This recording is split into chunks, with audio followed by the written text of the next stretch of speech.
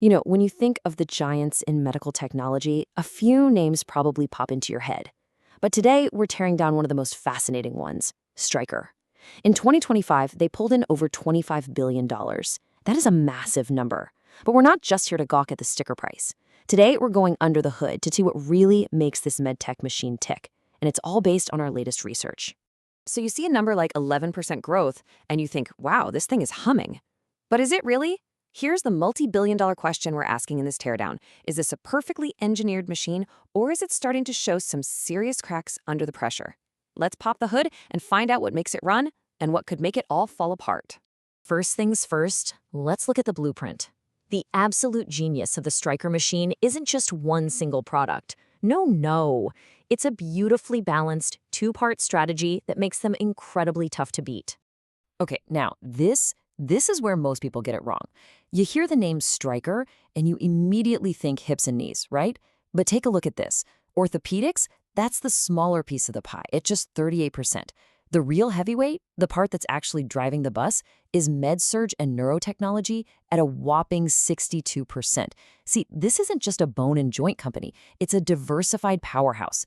And that mix is their secret weapon. So let's get into the guts of that bigger piece. I want you to think of the med-surg and neurotech division as the machine's enormous, cash-gushing engine room. And in 2025, that engine was running hotter than ever.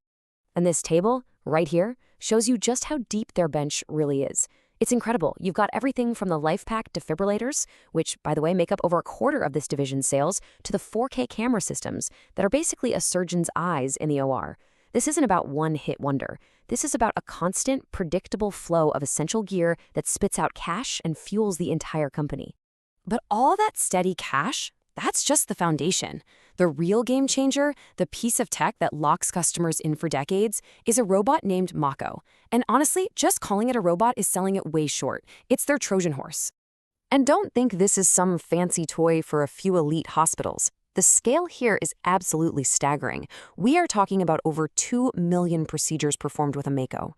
This thing is becoming the central nervous system for operating rooms in more than 45 countries. That's a massive, massive footprint. So here's the genius move. They aren't just selling a very expensive robot. They are executing the classic razor and blades model, just on a multi-million-dollar scale. First, they get the Mako robot into the hospital. Now, once it's in, that hospital is basically married to Stryker. Why? Because surgeons spend hundreds of hours training on it. The entire OR workflow gets built around it. Switching becomes a total nightmare. And that is how they guarantee recurring, high-margin sales of their hip and knee implants for years and years to come. And when I say high margin, I mean that's where the real money is made. The stuff that makes the robot sale look like pocket change. Exactly. It's a brutally effective model. Once a surgeon gets comfortable with Mako, why on earth would they ever want to switch? The simple answer is, they don't. It creates an unbelievably powerful and sticky competitive advantage. So Stryker doesn't just build these incredible systems. They also buy them. And man, are they good at it.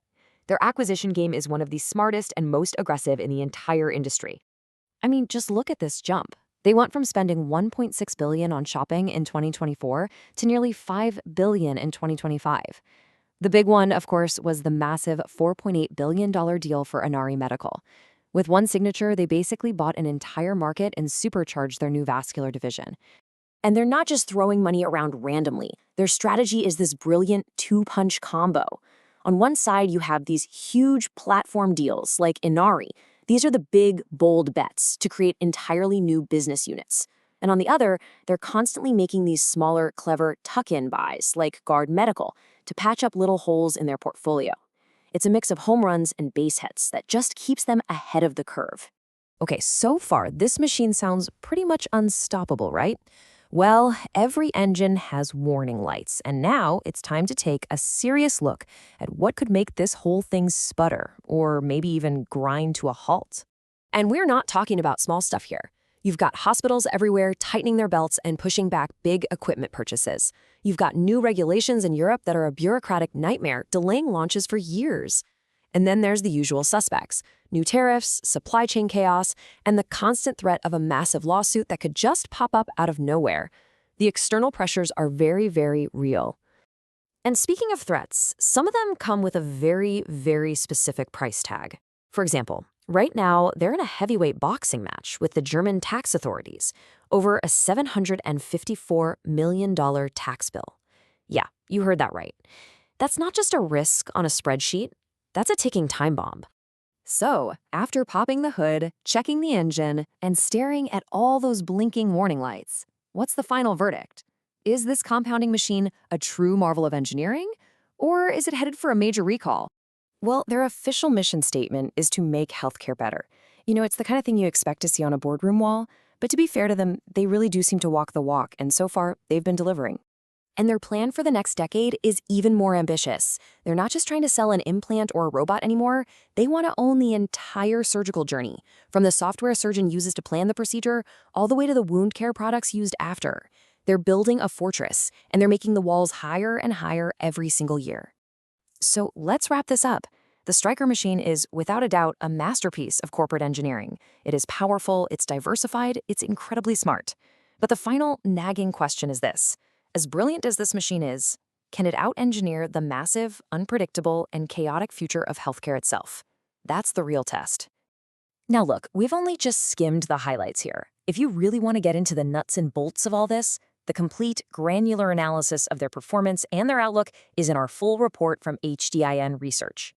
You can get your hands on a copy by visiting hdinresearch.com or just shoot us an email at sales@hdinresearch.com to order it or ask for a free sample. Thanks for joining us for this explainer.